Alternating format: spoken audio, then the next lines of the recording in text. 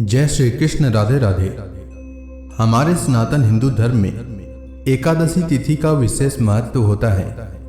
इस दिन एकादशी व्रत रखा जाता है और भगवान विष्णु की पूजा की जाती है। मान्यता है कि एकादशी व्रत रखने वाले को किसी और देवी देवता की आराधना करने की आवश्यकता नहीं पड़ती। इस दिन दीप दान करने का भी बहुत महत्व है। मान्यता है कि इस व्रत को करने वाले को श्रीहरि के आशीर्वाद से विष्णु लोक में स्थान प्राप्त होता है। माघ मास के कृष्ण पक्ष की एकादशी को षटतिला एकादशी के नाम से जाना जाता है। इस दिन षटतिला एकादशी पर तिल का विशेष महत्व बताया गया है। अपने नाम के अनुरूप यह व्रत तिल से जुड़ा हुआ है। तिल का महत्व तो सर्वव्यापक है और हिंदू धर्म में तिल बहुत पवित्र माने जाते हैं। विशेषकर पूजा में इसका विशेष महत्व होता है। षटतिला एकादशी के दिन तिल का 6 प्रकार से उपयोग किया जाता है। तिल के जल से स्नान किया जाता है, पीसे हुए तिल का उपटन किया जाता है, तिलों का हवन किया जाता है, तिल मिला हुआ जल पिया जाता है, तिलों का दान किया जाता है और तिलों की मिठाई और व्यंजन बनाया जाता है।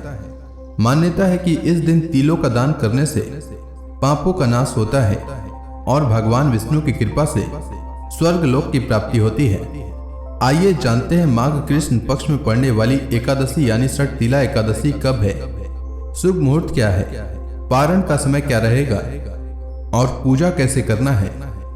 माघ मास के कृष्ण पक्ष की एकादशी तिथि की शुरुआत 13 जनवरी 2026 को दोपहर 3:17 से होगा और एकादशी तिथि का समापन 14 जनवरी 2026 को शाम 5:52 तक होगा। षटतिला एकादशी का व्रत 14 जनवरी को रखा जाएगा। 14 जनवरी को सूर्योदय का समय सुबह 7:15 और सूर्यास्त का समय शाम 5:45 रहेगा।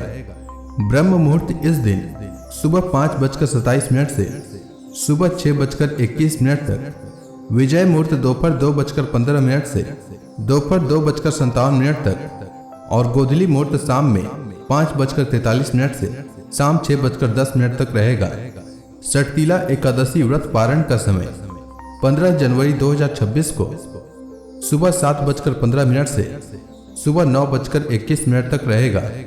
आइए जानते हैं षटतिला एकादशी की पूजा विधि के बारे में। षटतिला एकादशी के दिन प्रातः काल सूर्योदय से पूर्व उठकर स्नान करें और श्रीहरि के व्रत एवं पूजा का संकल्प लें।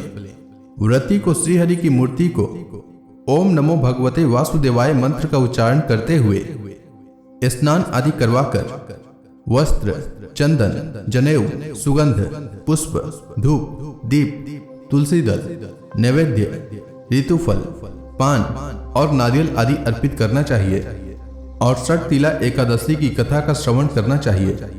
अंत में श्रीहरि एवं माता लक्ष्मी की आरती उतारें।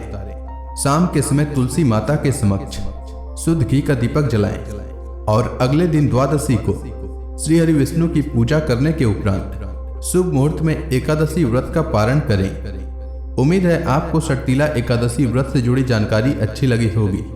वीडियो अच्छी लगी हो तो लाइक करें और साथ ही कमेंट सेक्शन में ओम नमो भगवते वासुदेवाय लिखना न भूलें। धन्यवाद।